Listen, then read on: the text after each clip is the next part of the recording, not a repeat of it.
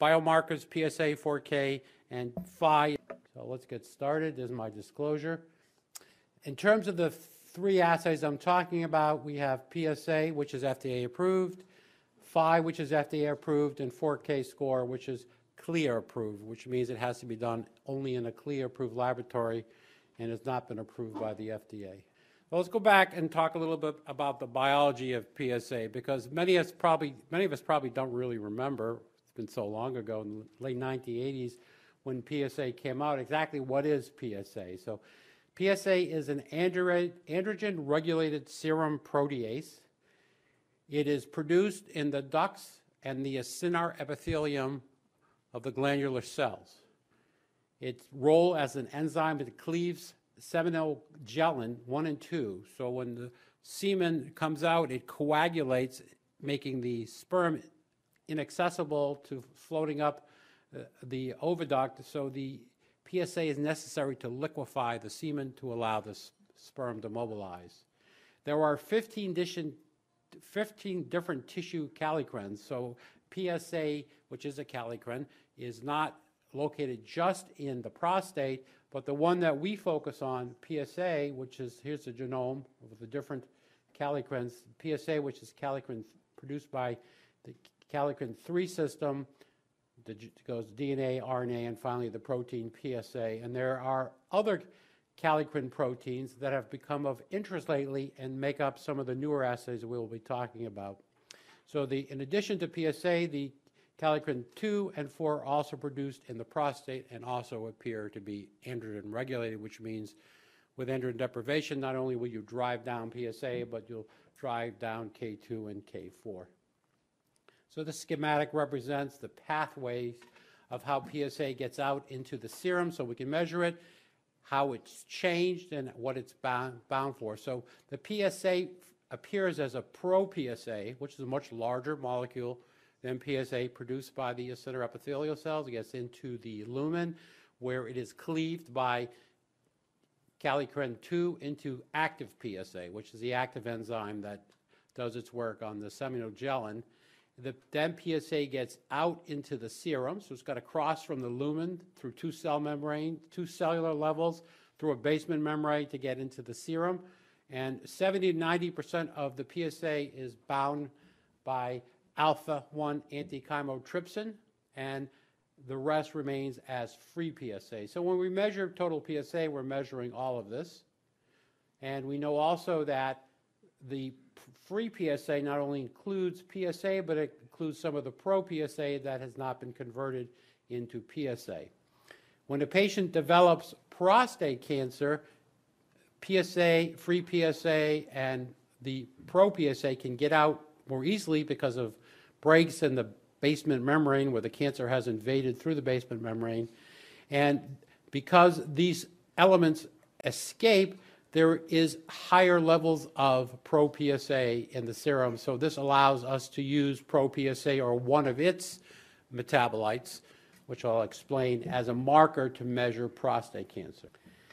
Now, screening for prostate cancer with PSA, as you all probably remember, goes back to the late 1980s when PSA was first identified and described as a potential marker for prostate cancer. Initially, it was a marker for patients with prostate cancer. It wasn't a marker for trying to screen patients for early detection, but it quickly became, by the early 1990s, an ideal method to identify men who may have prostate cancer. Dave Crawford and I started an organization called the Prostate Cancer Education Council in 1989, and along with our colleagues, we introduced Prostate Cancer Awareness Week. I'm sure many of you are familiar with that. It still continues, and I'll talk more about it later because of the information we've gotten from it is so valuable. But we offered free or limited cost prostate cancer early detection starting in 1989. And it quickly caught on. We had 91 sites in 1989, and by 1992, we are up to 1,800 sites in the U.S. offering free or low-cost prostate cancer screening, and by 1992, we were offering this to over 500,000 men. And this is our early experience with the use of PSA as a screening tool. You can see in 1989, most of the men were still coming, many of the men were still coming in with abnormal digital rectal exams, so we had almost a little over 16%. And today, you hardly ever see a man who has prostate cancer with an abnormal DRE. And we found that 10.4% of the men had an elevated PSA, and we found a positive biopsy rate of 48%. So at that time, because of we hadn't been doing PSA screening, there was a really high positive biopsy rate. But you can see how the prostate cancer prevalence quickly started to drop off. So the first year was sort of experimental. Second year, we had many more patients, almost 100,000, and we had a prevalence rate of 18.6%, and then it's dropped down just by 1992 to 3.5%. So what happened was, because there were so many men out there who hadn't been diagnosed with prostate cancer, we have essentially worked our way through the prevalence of the disease within 5 or 6 years. And the number, I don't know if you recall, but the number of men with newly diagnosed prostate cancer by 1993-94 was 350,000. And that number has dropped down now to we're really at our incidence being what we actually can detect. But I don't think that incidence is correct either, because that incidence is limited by the tools we have today to detect prostate cancer. We're going to talk more about that when we discuss MRI and transperineal mapping biopsy, but at least that's what's happened with the PSA. Rapid rise in detection, rapid increase in cases, then a leveling off to around 180 to 200,000 cases today. As we all know, the United States Preventative Service Task Force has given PSA screening a D recommendation. Physicians should not order PSA screening unless they are prepared to engage in shared decision-making, which is very important. Those are the buzzwords today. You got to make sure the patient understands why you're getting the test. And it's not only the USPSTF that's recommended against prostate cancer screening. Several other organizations have come along with that recommendation. And it's really, in my opinion, we are the worst enemies here, because we have used PSA to such an extent that it's extremely hard to distinguish when we find a man with prostate cancer, whether we should put that patient on surveillance, we should do surgery, or we should do something else. And we really need to move forward with that, but that's not the purpose of this discussion. We'll talk more about that in the next 2 days. What this is a look at what's happened to PSA testing in the last several years, starting back to 2006 when the recommendations first came out. And these are age-adjusted incidences. And it really didn't matter if you were a young man or an older man. In fact, actually, the older men, this is older than 75, they had the most significant hit in the decrease in amount of PSA testing done. Remember, Larry showed why we have less prostate cancer today, and the answer was because we have less PSA testing. And this is really a shame in the older men, because if you have a man who's 70 years old and you decide you don't want to do prostate cancer screening, or not you, but maybe his medical doctor, then those men, the older men, actually have a higher incidence of aggressive disease and are more likely to die from prostate cancer than younger men who are diagnosed. And I think we've moved in a direction that's not very helpful to our patients by eliminating age stratified screening and not really paying attention to life expectancy. So these type of cut points I don't think make much sense, but that's unfortunately where we're at. When you look at the actual decrease in PSA testing, comparing 2005 to 2013, you can see the age incidence for the 50-year-olds was 36.9 per 100,000, dropped to 30, so that's about a 20% drop. Same with the 50-year-olds, and a slightly larger drop in screening for the men 75 years of age and older. And this is a graphic representation showing what's happened with biopsies. So this is an update, so this is 2017.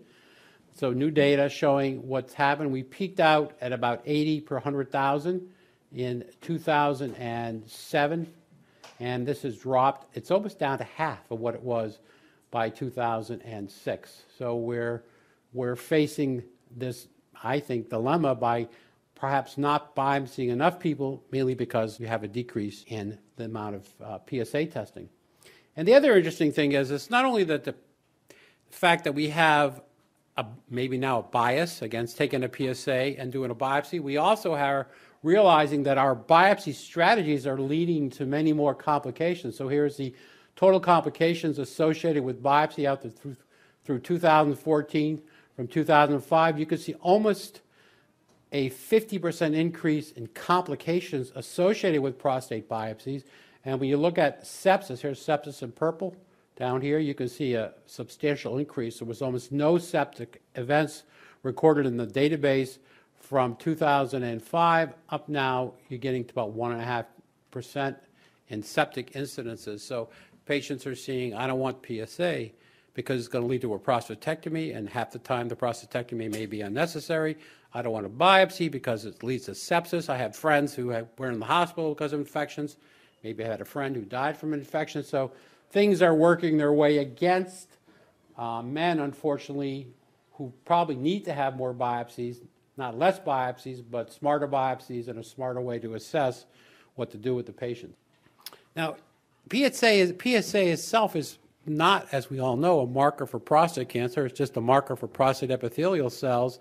And this is an interesting study published by Ian Thompson's group from the chemoprevention trial, where they, at the end of the study, 7 years out, they did biopsies in all men, whether they were on drug or they were taking a placebo. And it was kind of striking to see that men who had a high-grade prostate cancer, despite having extremely low values of PSA, so even men with a PSA less than 0.5, there was a 12.5% incidence of high-grade prostate cancer, and between 3 and 4, it was at 25%. Now, this is based on TRUST biopsies, which you know miss 30% of the high-grade cancers anyway. So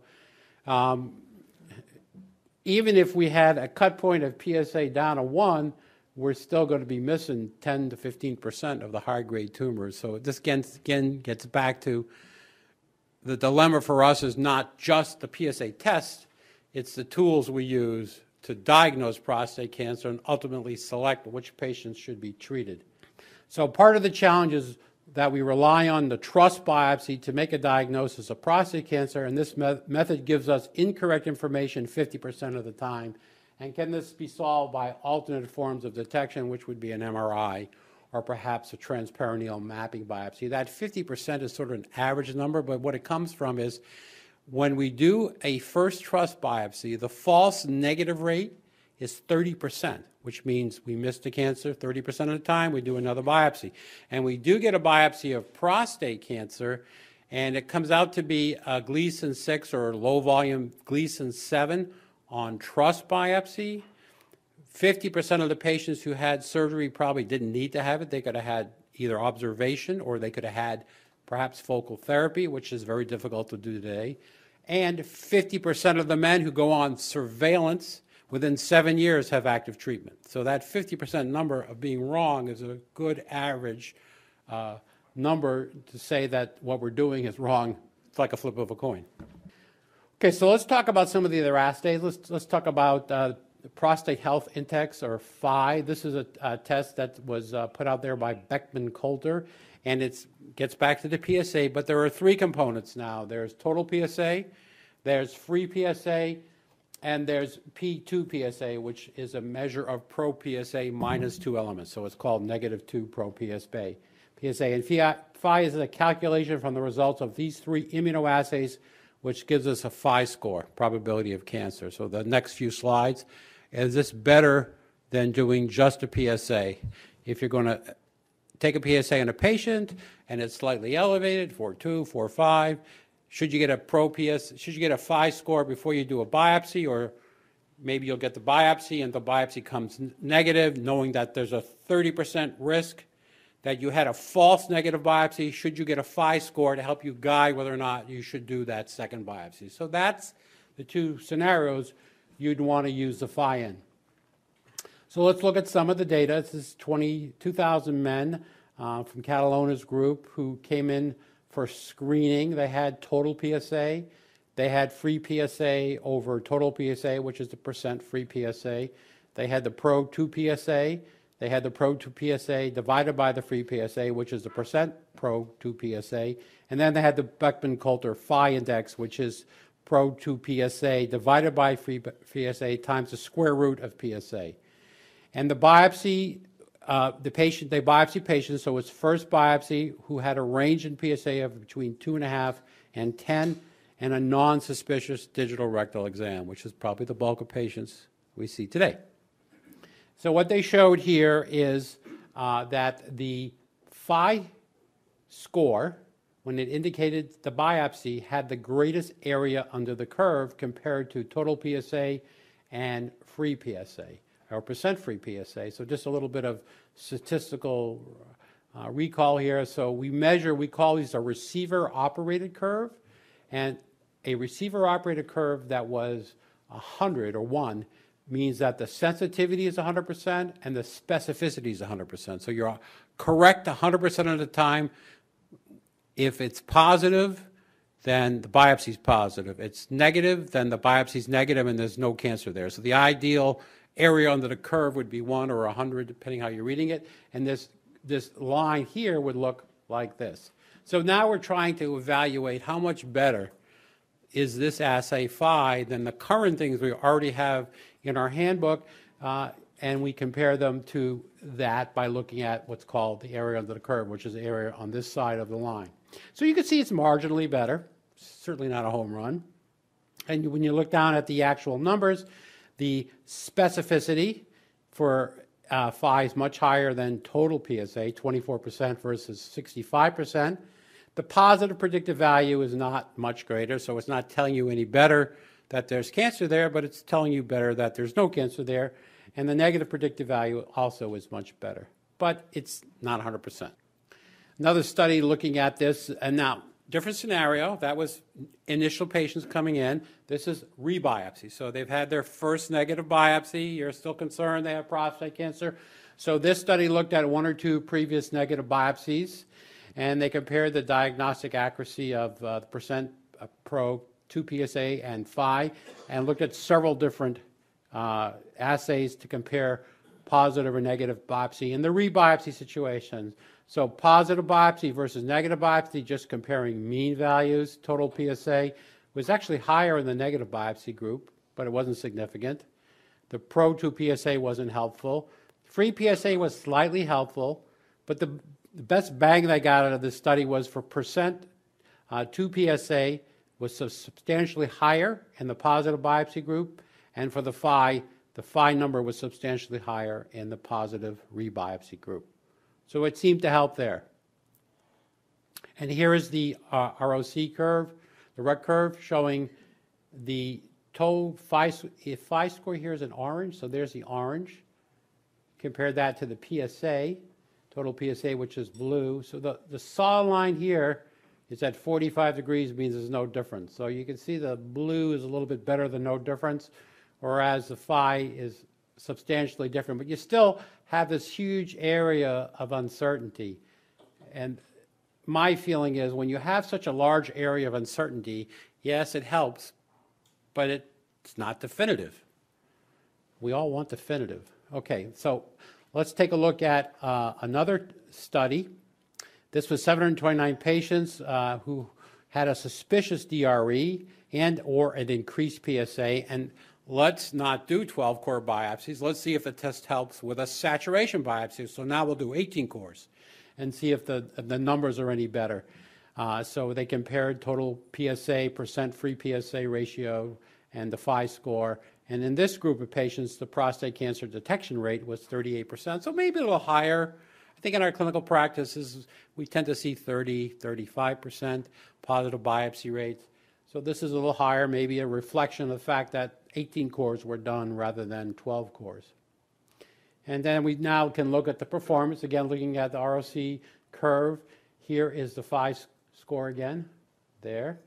And there is total PSA here. So it looks just like the other curves. There's really no difference in the performance characteristics here. Now what about the 4K score? So phi, a little bit better, not a home run. There's a 4K score is helping us. So 4K, K again is kallikrein, so we have 4 kallikreins rather than 3. Maybe a fourth will be better than 3. Let's find out. So we have, this just became available in March of 2014.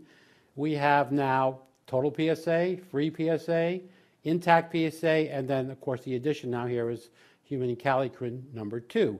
And they categorize this into 3 different risk groups: low risk, if it's less than 7.5%, intermediate risk, and high risk. And this is geared to trying to identify high-grade prostate cancer, not just prostate cancer itself, because now we don't want to find low-risk prostate cancer, Gleason 6, and at least we don't think we do, because that leads us to unnecessary biopsies. So we want to move the patients to everybody should get a test, and we're only going to operate on those, biopsy those, or operate on those that really need it, not half of them that don't need it. So maybe this can help drive us to that conclusion.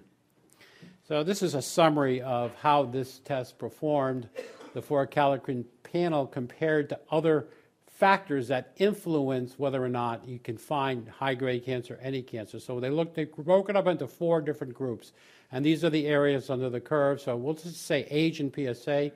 For high-grade cancer, it was 0.719 versus PSA alone. PSA alone, remember, is close to that 45 degrees, so PSA alone has an area under the curve of maybe 0.58. So when you put age in there, you get substantially better. When you put age in the 4 kallikrein panel in, it gets even better. It's up to 0.77. And the best was age, the phi score, and the positive D area. It got up to the 0.784 area under the curve for high-grade cancer, but that's still 21% off. So that's 1/5 of the patients. I'm not going to hang my hat knowing that I'm making the wrong decision on 1/5 of the patients. And this is another study looking at how the 4 assays compare: base model, which is, again, using the clinical characteristics and the PSA, to the 4K panel, to a phi score, and looking at high-grade cancer. In this particular study, which came out last year in European Urology, there really wasn't much difference in the area under the curve. Again, 0.78, 0.79, we're getting up to that 80% area under the curve. Still, that 20% we don't know anything about.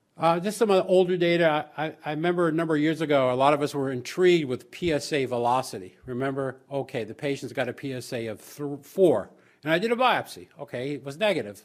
He still has a risk of prostate cancer. I'm just going to watch him and watch his PSA, and if it goes up a certain amount, then I know to do another biopsy. I think everybody did that.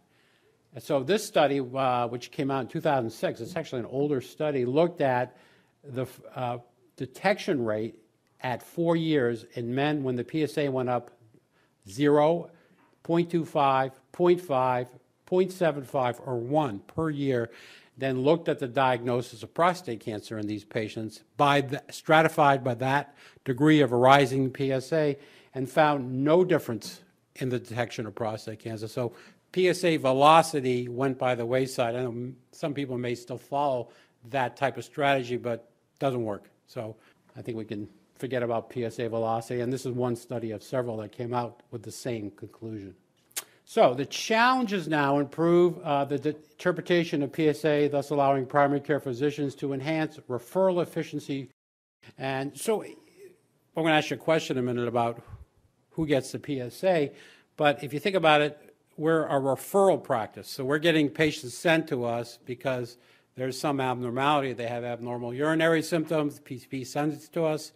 They may have a high PSA or whatever, or blood in the urine. We're going to get the patient. So we're the ones that are getting the patient. And the doctors, for the most part, most PCPs, family doctors, don't want to send us patients if what we're doing doesn't really help the patient. So we really need to practice medicine that benefits patients and benefits society. So getting repeat biopsies, unnecessary biopsies, is not what they want to do when they send the patients to us, although we end up doing that because, quite frankly, we don't have the tools to know any better. So what can we do? What strategies can we come up with that may help us better identify, maybe help the doctor who refers this patient better identify which patients should come to us and help us identify which patients need further investigation? So the question here is, of all the PSAs that are ordered in the U.S., what percent are ordered by urologists? Is it 6%, 25%? Do we get 40 to 60% of all the PSAs, or do we get 70%? So the answer is 6%. The majority of PSAs are done by family practitioners. So educating them is very important. Dr. Crawford and his group put together, I think, an excellent study about how to better guide family practitioners to refer patients to us and how maybe to help cut down on some of the screening. And also, PSA can be used not only for prostate cancer, but it can also be used as a surrogate marker for BPH. So if a patient's coming in with an elevated PSA, and we'll get to that number in a minute, it's not only a referral for checking the patient out for whether or not there's a risk for prostate cancer, it may be a referral for checking out the patient because he may have BPH, or he may have actually prostatitis, as I'll show you in a minute. Okay, so defining the PSA at which it becomes a cut point for the PCP to decide that patient now needs to be referred because there's a risk for a prostate-specific disease, whether it be cancer, BPH, or prostatitis. So they looked at this large database, and the initial 350,000 patients, and the initial PSA was between 1 and 5. And they had 29% African Americans, the mean age was 55, the mean PSA was 1, and the cancer detection rate was 2%. So I would say today, the cancer detection rates, depending on the statistics you use, run between 1 and 2%. Very different than the 16% I showed you back in 1989. And what they found, and this is what was the real message from the study, was that PSA of 1.5 really becomes a critical cut point, because when you look at the patients 5 years later, those patients who had a PSA less than 1.5, the cancer detection rate was only 0.5%. Whereas if the PSA was above 1.5, between 1.5 and 4, it was 7.9% for all comers and almost 11% for African Americans, a 19-fold increase in the risk of developing prostate cancer. And if you look at the area of the curve, you're up around 0.8. It's not really much different than the other numbers, but you're not doing anything. You're just saying, let me have this patient referred to a urologist because now we may be dealing with prostate cancer, or we may be dealing with BPH, or maybe dealing with prostatitis. So this is a message I think that's really worthwhile to share with your PCPs who are following the patient. And also tells you that they get a baseline PSA, which is something we have argued from the Prostate Cancer Education Council for years. Get the baseline PSA.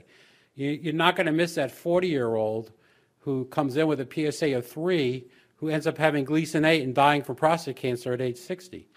Whereas if the PSA is 0.5, come back in 5 years for a repeat PSA. Not that he should come back in 5 years and not get seen, but it doesn't really need another PSA perhaps for another 5 years. So it will cut down in the majority, because at 90% of the patients don't have a PSA above 1.5. It'll cut down on the majority of repeat testing and save money for the healthcare system. So serum PSA greater than 1.5 predicts enlargement of the prostate and age of progression, and I'll show you some of that other data there. That was part of the work that came out of Dr. Crawford's study.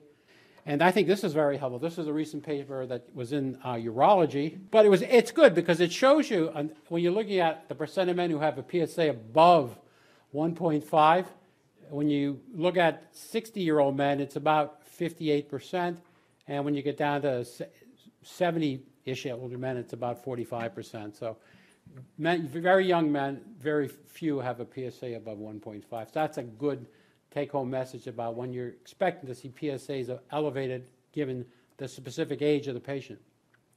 And this is his little algorithm here about how to manage this. And this schematic, I think, is something worth printing and giving to your PCP, because it alerts them about what's going to happen based on that PSA cut point of 1.5.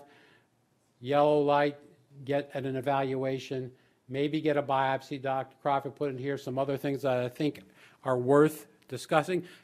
So this is sort of the summary of everything.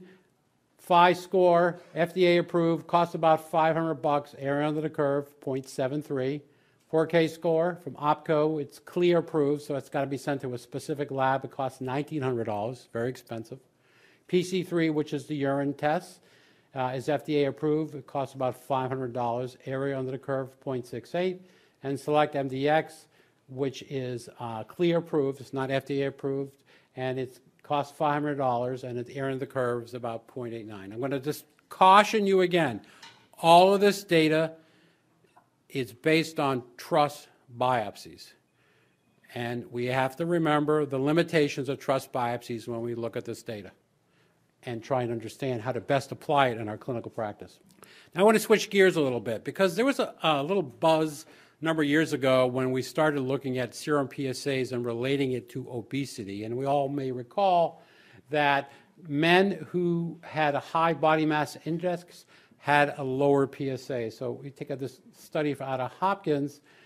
If for men in the lowest BMI category, the PSA's average, let's say the Duke cohort was 6.6, and if they were in the highest group, they were 5.2. You look at the spread between the low and the high, the low being low body mass index, they tended to have PSAs that were on average about 0.6 to 0.8 nanograms higher than men with the highest body mass index. Now, why is that important? Doesn't sound like it's a big difference, but keep in mind that probably the average BMI of men we see today is probably 29 or 30. And a 0.8 difference doesn't sound a lot, but if the man comes in with a PSA of 3.8, and we're relying on the 4 as our cut point, artificial as it is, to make a biopsy, and that PSA really should have been 4.2 or 4.4, and we would have done a biopsy, then we're not really correctly assessing what that patient's PSA should be based on his body mass index. So that led me a year or two ago, to take a look at our database from Prostate Cancer Awareness Week, because we were collecting PSAs and testosterones, and we were doing extensive questionnaires on thousands and thousands of men. And it hit upon me that this would be a good way to look at lifestyle and health issues and see how they could affect a person's PSA. Because when a person comes in and he's 60 years old and he weighs 200 pounds and eats a lot of fat, his normal PSA could be very, very different than a 62-year-old skinny man who's exercises all the time. And without having that information in front of us, we're not better able to evaluate what that person's normal PSA is. So that's what we did. We had 14,859 men who came to PCAW 2011 to 13, and we had questionnaires. So we asked them about age, race, their fat intake, low, medium, and high, history of BPH. So they didn't have to have a DRE. We just asked the patient, do you have BPH or not? Prostatitis, have you had prostatitis or not? Diabetes, amount they exercise from less than once a week to more than twice a week. Their weight, making it easy. Are you normal weight, which means normal weight, overweight, 20 pounds, up to 20 pounds, and way overweight, more than 20 pounds. So we try to make this questionnaire simple. Now, so the mean and median PSA for the whole group were 2.7 and 1.1, and 7.3% and 1.6% had a PSA greater than 4 and greater than 10. And when I took out all the men with a PSA over 10, then 91% had a mean and median PSA of 1.6 and 1.08. Very similar to the numbers that were in Dr. Crawford's study. And then we took a look at certain cut points of age and the other factors and to see what the PSAs were. So the mean PSA is here, and then you have the standard deviation, and then you have the mean plus 2 standard deviations. Now, why do I do that? Because when we first decided to define what a normal PSA was back in 1988, 1989, we took a group of men who had PSAs. We took the mean of that group of men and we added 2 standard deviations, regardless of age, regardless of BPH. Probably many of them had prostate cancer also. We didn't know about it. And that became 4. That was how HybridTech defined the 4 as a normal PSA, and that's what the FDA approved. So that's why I've taken the mean and the standard 2 standard deviations above the mean, because 1 standard deviation is 95% of the population, 2 standard deviations would be 97.5% of the population. So that's the bulk of the population included in 2 standard deviations. And you see there isn't, between 40 and 50, there's not much of a difference, 2.7, but as it goes up, you see it's 3.8 at age 50 to 60, 4.76 at age 60 to 70, 5.55 at age 70 to 80, and above 80, 6.4, although there weren't that many patients. So you see a nice rise with age, no surprise. Race, you also see differences, but not so substantial. The Caucasians and the African Americans were pretty close, 4.7 versus 4.53. We did see a high number with the Hawaiians, but there were only 15 men in that group. But overall, not substantially different. But keep in mind, I am doing univariate analyses. So you're just looking at one factor. What's the age? What's the number? What's the race? What's the number? It has none of the other factors in there. That's the point I'm trying to make. So let's look at the other factors. When you look at how much fat you have in the diet, so fat's going to, somebody who eats a lot of fat is going to be equated with obesity, naturally. So if you have low fat in the diet, you have a higher PSA. Remember hemodilution. So the low fat in the diet, the mean plus 2 standard deviation PSA was 4.96 versus high fat in the diet, 4.1. Very close to that 0.8 study I showed you from Hopkins. How about exercise? Well, fat people, overweight people don't exercise as much.